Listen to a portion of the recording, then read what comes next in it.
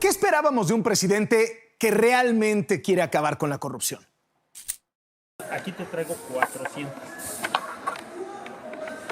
Van a recoger 1 millón.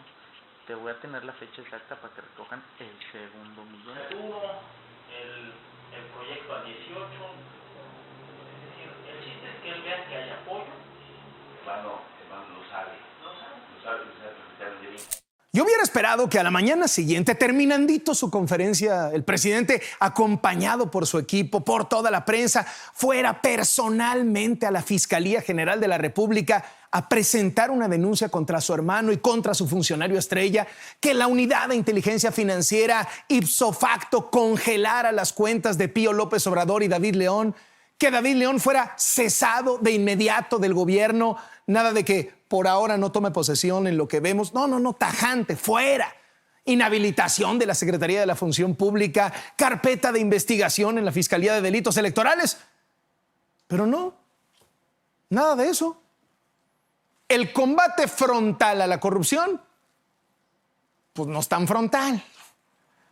Con los videos de su hermano Pío recibiendo paquetes de dinero, el presidente López Obrador tuvo lo que hasta ahora pudo haber sido su mejor oportunidad para demostrar que él sí es implacable contra la corrupción. Lo ha estado repitiendo por años. La honradez es nuestra bandera. No permitiremos la corrupción. Tenemos la fórmula: acabar con la corrupción. Vamos a acabar con la corrupción. No vamos a minorar la corrupción, no la vamos a disminuir, la vamos a acabar. Y me canso ganso. Vamos a acabar con la corrupción. Cero corrupción, cero impunidad. Y ya parezco disco rayado, pero siempre sostengo que es el principal problema de México, la corrupción. Pero el presidente, que salió muy bueno para combatir la corrupción del pasado, salió muy malo para combatir la corrupción del presente. Y el presidente, que dijo que no respondía por ningún familiar y que cada quien era responsable de sus actos, que nada de impunidad. Cuando la corrupción se apellidó López Obrador, no solo no hubo condena, sino que hubo justificación. El presidente sabía, y así lo confesó en su mañanera, que su hermano recibió dinero para la campaña electoral. Lo sabía. Y dijo que sabía que había videos. Pero ni por un momento hubo la mínima crítica. Es más, pidió no comparar con otros videoescándalos. Hay, pues, notorias diferencias en aquellos casos. Sin duda es extorsión, es corrupción. En el otro caso, en el de mi hermano, son aportaciones para fortalecer el movimiento. Aportaciones. A ver, si el dinero no se declaró ante el INE, es claramente ilegal. En 2015 Morena ya era un partido político formalmente constituido, no un movimiento que iba empezando. Aportaciones. Todo el mundo sabe que David León era operador del gobierno de Chiapas. No suena a cooperacha del pueblo. Suena a desvío de recursos. El escándalo de las aportaciones de Pío López Obrador podría marcar el sexenio de Andrés Manuel López Obrador, como la Casa Blanca marcó al de Peña Nieto. Hoy se cumplen 2 semanas. 2 semanas de que salieron los videos y Pío López Obrador no ha dicho ni pío. Y el presidente ya encontró cómo no hablar del tema. Desde que estalló el escándalo de los videos de su hermano, López Obrador se ha dedicado a hablar de la consulta para enjuiciar a los expresidentes. Casi todos los días lo dice. Y ya dejó ver que será una de esas consultas en las que es imposible estar en desacuerdo con él. Y es muy claro, ¿quieres que continúe la corrupción? ¿Que se sigan robando el presupuesto? ¿Que siga gobernando el crimen organizado? ¿O quieres que haya un verdadero Estado de Derecho, que haya libertades, que haya democracia? Qué difíciles preguntas, ¿no? Qué difíciles decisiones. Ya sabemos cuál va a ser el resultado. Pero sacudámonos los distractores. ¿Cómo va el combate a la corrupción del pasado? Hasta ahora, Rosario Robles es la exfuncionaria del sexenio pasado de más alto nivel que está en la cárcel por el caso de la estafa maestra. Lozoya es testigo protegido. El empresario Alonso Ancira, el abogado y operador Juan Collado, ya van a extraditar a César Duarte, García Luna en Estados Unidos. A ver si citan a declarar a Peña Nieto, Calderón, Salinas, su gabinete. Así va la corrupción del pasado. Muy bien, ¿y cómo va el combate a la corrupción del presente? Nada, porque cuando se trata de corrupción del presente, López Obrador vive en fase de negación. Dice que no mete las manos al fuego por nadie, pero en el fondo ha metido las manos al fuego por todos.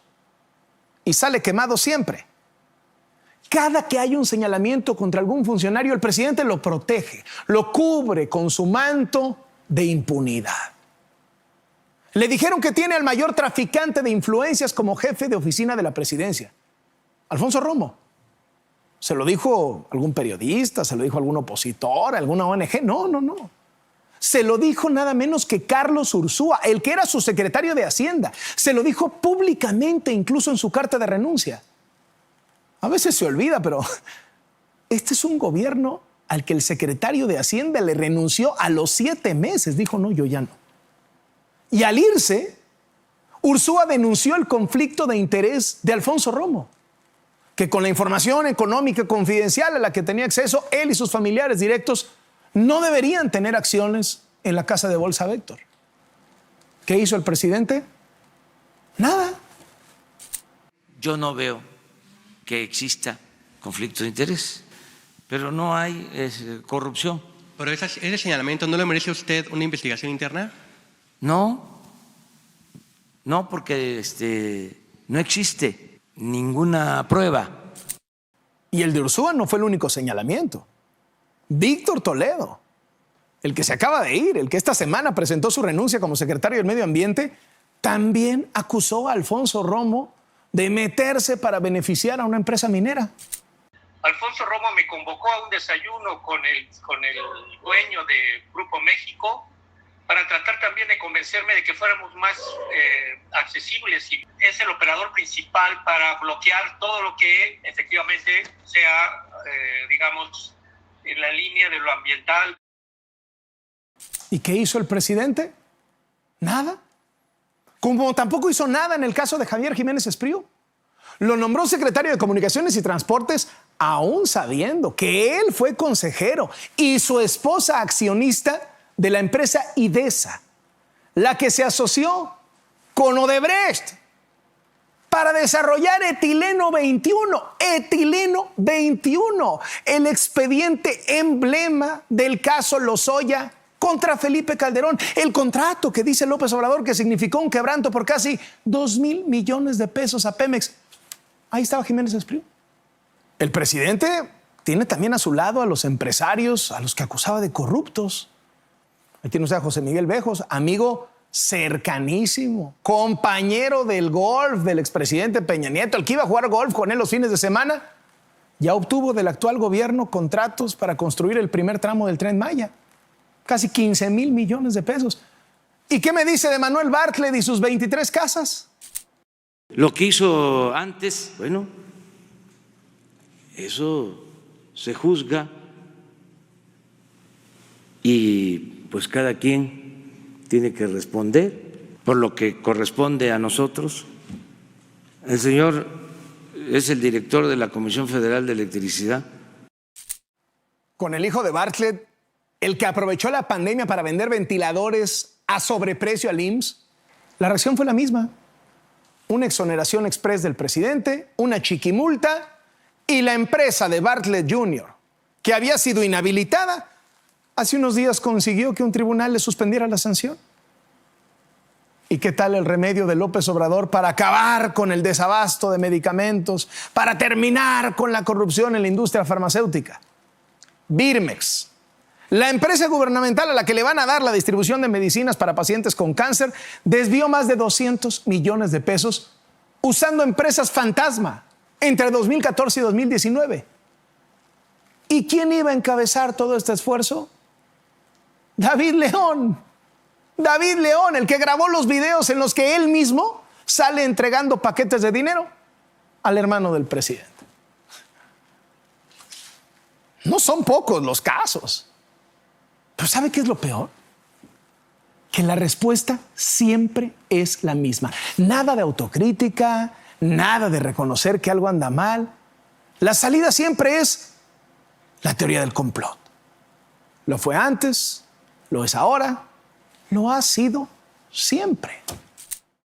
No hay un político más golpeado por los medios de comunicación que el que tienes enfrente. De que era una confabulación para afectarme políticamente. Yo soy, sin presumir, el dirigente político más atacado. Soy muy cuestionado, muy criticado. Soy el personaje más calumniado en redes. Son de estos reportajes que se hacen con propósito de afectar políticamente. Soy el presidente más atacado en los últimos 100 años. El propósito es ese, dañar la imagen del gobierno. No. El propósito de las denuncias periodísticas no es dañar al gobierno, no es dañar al presidente. Es señalar esa corrupción que el propio presidente prometió combatir. Y eso de combatirla, pues depende. La corrupción de los ajenos se persigue insaciablemente. La corrupción de los propios, pues no es corrupción, son aportaciones. La peste de la corrupción originó la crisis de México.